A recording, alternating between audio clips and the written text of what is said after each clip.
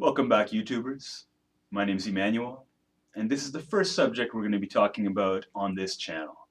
That is tritone substitutions. Now, some of you might be familiar with the concept, especially those of you that play jazz or might have gone to school for music. So we're going to take a comprehensive approach, starting with the basics, and we're going to end up with some advanced ideas. Examples are going to be provided for most of the material, but some of the advanced stuff you're going to have to visit the website to check out in more detail. So what is a tritone substitution? Well, in most cases, it's when you take a dominant chord and you replace it with another dominant chord a flat 5 away. Flat 5 is a kind of slang way of saying it. What I really mean is a diminished fifth or an augmented fourth. Now that is when we're talking about the location of the roots. And so this works out really well because in composition and in improvisation, you end up, at least in most chord progressions where you have movements of fourths, as is common in music, you end up with root motions that are a half step away from each other. So they're stacked right along next to one another. You end up with some really smooth transitions, some very pretty harmonies, and the chords are somewhat convenient. In some ways, maybe even easier to think about than having to jump a fourth. So let's get started. We're going to use examples in B flat major, and it's a 2-5-1 progression. So that's a C minor 7, an F7, and a B flat major 7. We're going to start with chords that are probably familiar to most of you, but even when using basic chord structures, we are going to end up evoking some altered tones and creating some more advanced sounds that'll allow you or force you to draw from scales other than the modes that are derived from major scale. So we're going to begin with the C minor 7, which is the 2 chord of the 2-5-7 progression. It's rooted on the 8th fret of the low E string, with the flat 7 on the D string, also at the 8th fret, the minor 3rd at the 8th fret of the G string, and the 5th also at the 8th fret of the B string. Sounds like this. Common chord used in a lot more music and quite a few more styles than just jazz. The 5 chord is our F7, also rooted on the 8th fret but on the A string. Then we have the major 3rd at the 7th fret of the D string.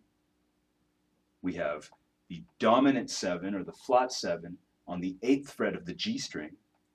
And then we're going to play another root. We're going to put that on the B string at the 6th fret. Again, a common voicing heard in many types of music, not just jazz. And that resolves from the 5 to the 1 being a B flat major 7 rooted on the low E string at the 6th fret. Then we skip the A. We have the major 7 at the 7th fret of the D string, the major 3rd at the 7th fret of the G string, and then the 5th on the B string at the 6th fret.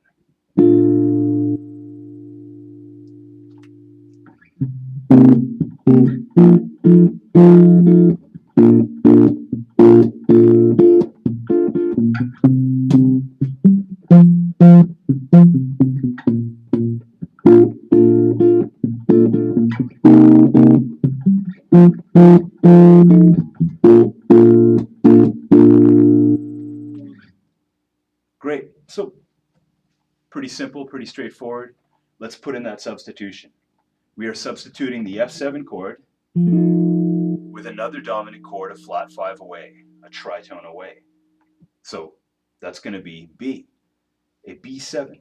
Now this is going to be interesting because we're going to use a regular B7 voicing, probably the most common one you find.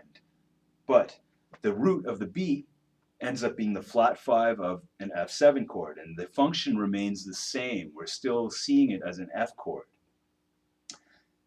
The flat 7 is going to function as the major 3rd of the F.